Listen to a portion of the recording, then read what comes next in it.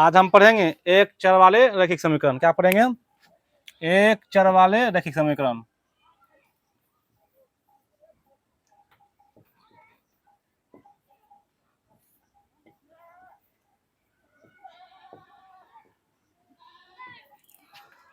कक्षा 8 का chapter number 2 पढ़ेंगे, एक चर वाले रैखिक समीकरण। क्या पढ़ेंगे हम?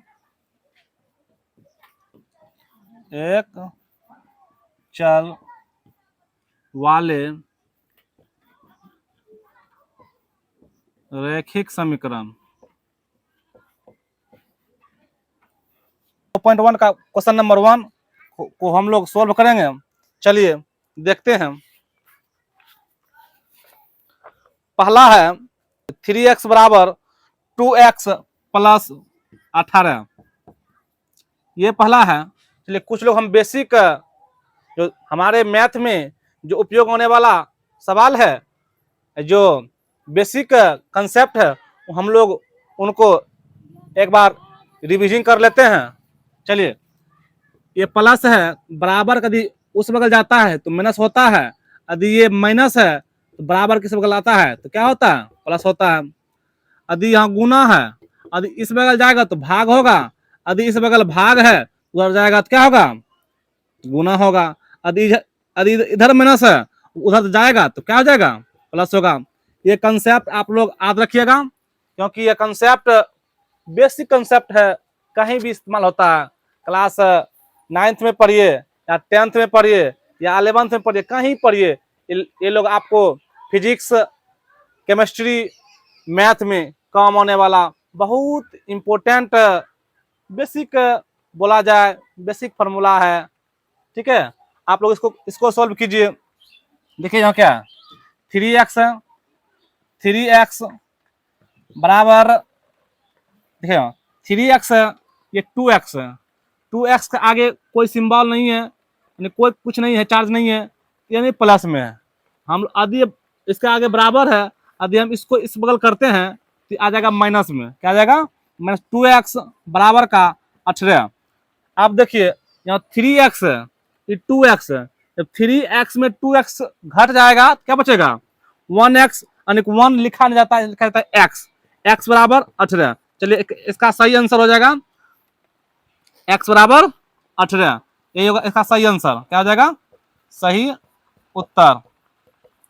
ठीक है, अब चलते हैं क्वेश्चन नंबर 2 की ओर। क्वेश्चन नंबर 2 की ओर। क्वेश्चन नंबर 2, 5t माइनस 3 बराबर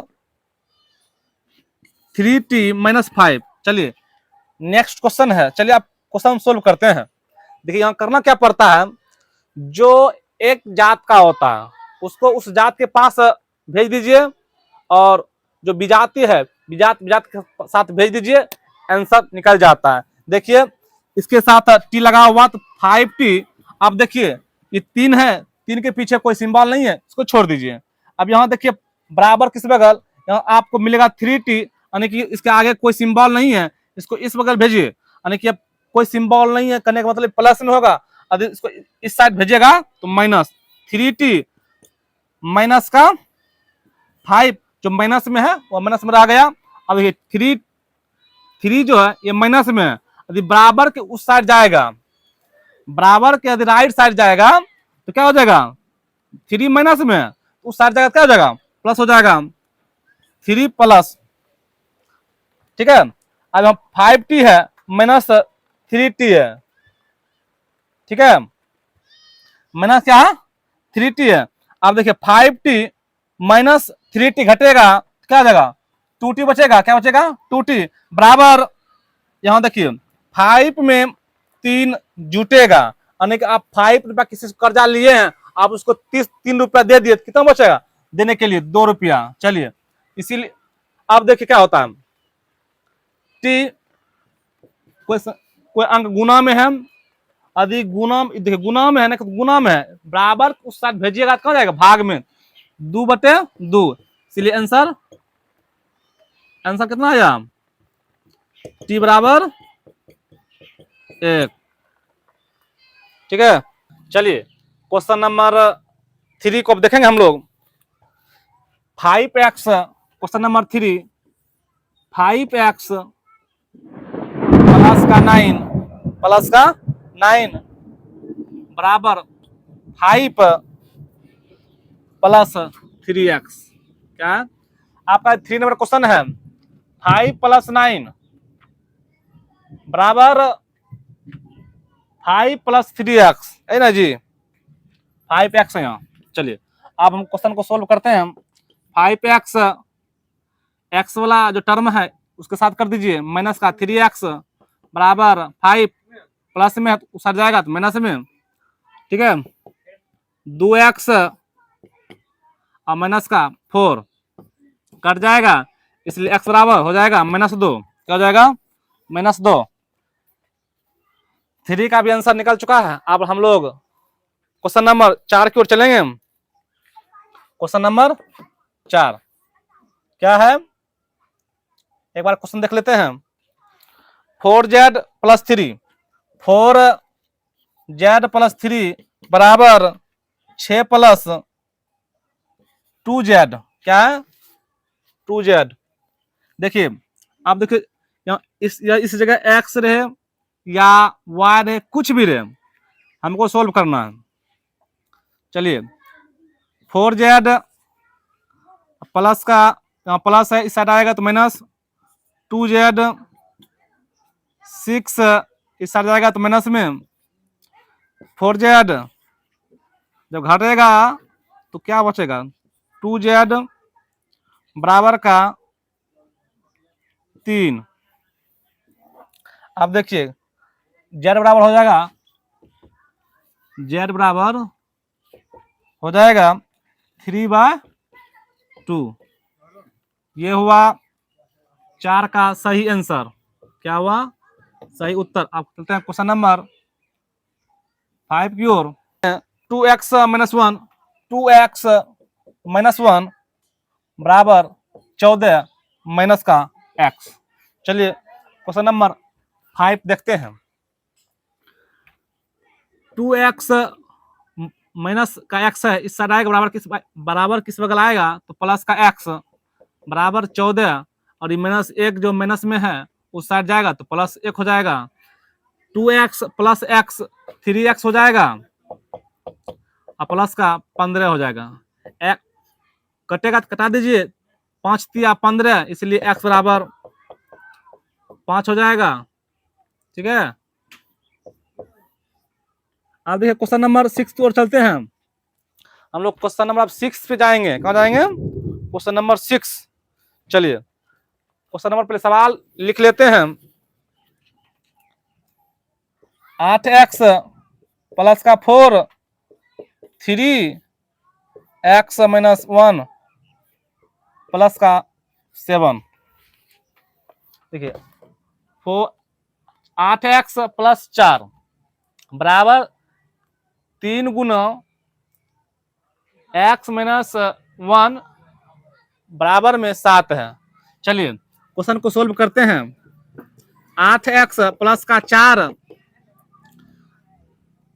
3 गुनी x, 3x माइनस 3 गुना 1 3 प्लस का 7 है। चलिए अब देखिए 8x प्लस में है तो इस साइड आएगा तो माइनस में 3x बराबर -3 घटेगा, यहाँ जहाँ घटेगा -3 और 4, -3 और 7 घटेगा तो क्या बचेगा? 4 बचेगा, और ये 4 को उस साइड कीजिएगा तो माइनस हो जाएगा। क्या हो जाएगा? माइनस का 4। ये हो जाएगा, कितना हो जाएगा? 5x बराबर 0, इसलिए x बराबर 0/5 और बराबर x बराबर 0। क्वेश्चन नंबर 7, x बराबर 4/5 इंटू x प्लस 10। चलिए इसको हम लोग अभी सोल्व करते हैं। 5x बटे का 4x प्लस 40 हो जाएगा, और देखिए 5x माइनस 4x बराबर 40 x बराबर 40 हो जाएगा। आप लोग इसको देखिए ध्यान से, यहाँ घट जाएगा, ठीक है। 7 का x बराबर क्या हो गया, 40 हो गया। अब हम लोग क्वेश्चन नंबर 8 देखेंगे। देखिए 8 सवाल लिख लेते हैं। 2x बटा 3 प्लस 1 7x 15 प्लस 3। चलिए अब लोग हम इसको भिन्न का जोड़ कर लेते हैं। 2x प्लस का 3 बटा 3, अब इसको भी कर लेते हैं। 7x प्लस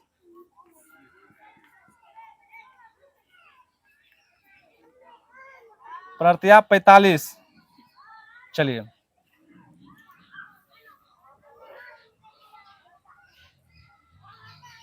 जो 15 है इधर आ जाएगा।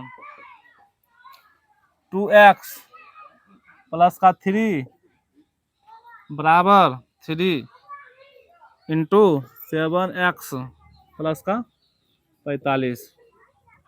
15 दूनी 30, 30x प्रतिया 45, 21x प्लस 5 तिया 15 5 बाकी रहल 1, 4 तिया 12 1 13, ठीक है। 3x 30x minus 21x 135x sorry 135 minus 45 घटेगा तो 9x प्लस 0 9 4 13 9 x बराबर हुआ 10। 8 का x बराबर कितना निकला 10। अब क्वेश्चन नंबर 9 देखते हैं।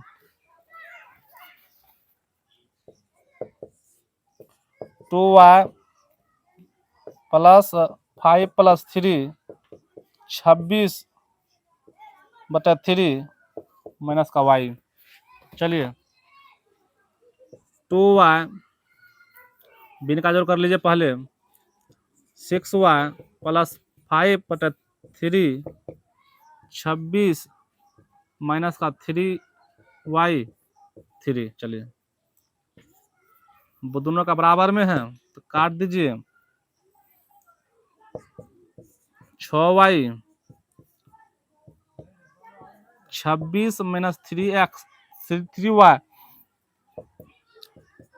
6y प्लस 3y 26 माइनस का 5 9y 21 3 7, इसलिए y बराबर 7 बटा 3 आ रहा है। 7 बटा 3 9 का सही आंसर 7 बटे 3, ठीक है। नहीं दिखाई पड़ रहा है, चलिए ऊपर लिख देते हैं। चलिए जो है 6y प्लस 3y 9y और 21 हो जाएगा जोड़ के, घटा के कटेगा 3 7, इसलिए y बराबर 7 बटे 3, ठीक है।